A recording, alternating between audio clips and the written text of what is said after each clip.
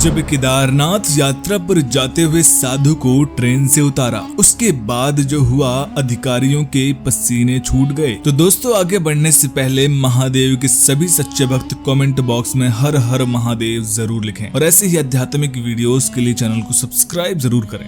लगभग 20 साल पहले की बात है। उत्तर प्रदेश के लखनऊ जिले में एक महासाधु रहते थे जिनका नाम शिवाचार्य था। साधु हर दिन लखनऊ के बड़े महादेव के मंदिर में बैठते थे और वहीं महादेव की आराधना करते रहते थे। मंदिर के पंडित भी साधु को बहुत मानते थे। माना जाता है कि साधु की कही हर बात पत्थर की लकीर थी। वो महादेव के बहुत बड़े भक्त थे। एक दिन ऐसे ही साधु मंदिर में बैठे बैठे आराधना कर रहे थे। पंडित जी साधु से बोलते हैं कि वो केदारनाथ क्यों नहीं जा रहे हैं। साधु पंडित से बोलते हैं कि मतलब मैं कुछ समझा नहीं, अचानक से ये कैसा सवाल है। पंडित बोलते हैं कि क्या उन्हें केदारनाथ की शाही सवारी के बारे में ज्ञात नहीं। साधु बोलते हैं कौन सी सवारी। पंडित जी साधु को बताते हैं कि हर साल केदारनाथ में महादेव की एक बहुत बड़ी शाही सवारी निकलती है। माना जाता है करीबन 100 साल पहले उस दिन महादेव अपने परम भक्तों को अपने चमत्कारों से रूबरू कराते हैं और कई बार तो स्वयं महादेव दर्शन भी देते हैं। पर अब ऐसा नहीं होता और केदारनाथ के पंडितों का इस विषय पर बोलना है कि आजकल हर कोई केवल अपने स्वार्थ के लिए भगवान को पूजता है। भगवान इच्छा तो सबकी पूरी करते हैं पर उनके सच्चे भक्त दुनिया में 1-2 ही होंगे और मुझे ये अच्छे से पता है कि दुनिया में आपसे बड़ा महादेव का भक्त कोई भी नहीं होगा। इसलिए आपको भी इस दिन महादेव की सवारी में शामिल जरूर होना चाहिए। जैसे ही साधु को ये बात पता चलती है, वो महादेव की सवारी में बिना किसी स्वार्थ के शामिल होने के लिए उत्साहित हो जाता है। साधु पंडित जी से पूछता है कि परंतु सवारी किस दिन निकलेगी। पंडित बताता है कि 2 दिन बाद। साधु उससे पूछता है इतनी जल्दी वो केदारनाथ पहुँचेंगे कैसे। पंडित जी साधु को बोलते हैं कि अगर वो आज रात ट्रेन में बैठते हैं तो वो परसों तक आराम से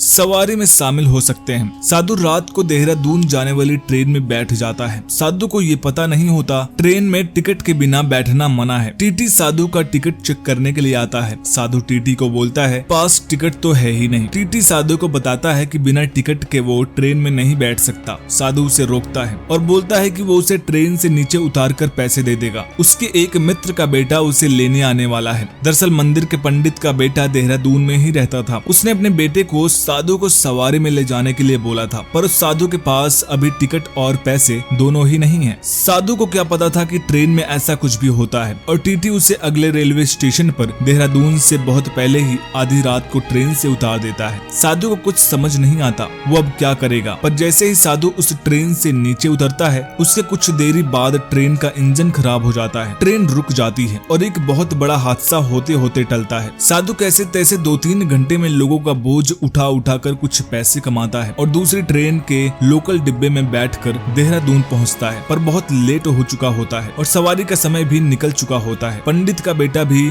साधु को रेलवे स्टेशन पर नहीं दिखता है। फिर साधु पूछते पूछते कैसे तैसे खुद ही केदारनाथ पहुंचता है और उसे सवारी की कोई चहल पहल नहीं दिखती। वो बहुत दुखी हो जाता है। फिर उसे पता चलता है कि सवारी का समय आगे बढ़ चुका है और सवारी शाम को निकलने वाली है। शाम को सवारी में साधु शामिल होता है और उसके साथ जो चमत्कार होता है वो सवारी में आए सभी लोगों के होश उड़ा देता है। साधु को सवारी में आगे जाकर केदारनाथ के दर्शन करने होते हैं। भारी भीड़ में साधु नीचे गिर जाता है। उसे लोग कुचल कुचल के जा रहे होते हैं। इतने में एक आदमी उसे पकड़कर उठाता है। भीड़ के बीच में साधु को कंधे पर बैठाकर केदारनाथ की सवारी तक ले जाता है और दर्शन कराता है। ये देख सबकी नजर आदमी से हट नहीं रही थी। साधु उससे उसका नाम पूछता है। आदमी बताता है शंकर। साधु को शंकर कोई आम इंसान नहीं लगता। साधु देखता है अचानक से शंकर गायब है और साधु के सारे घाव भी सही हैं। वो समझ जाता है कि शंकर कोई आम इंसान नहीं था, ये तो स्वयं उसके महादेव थे जो उसकी रक्षा करने के लिए आए थे। दोस्तों, ये वीडियो कैसी लगी हमें कमेंट करके जरूर बताइएगा।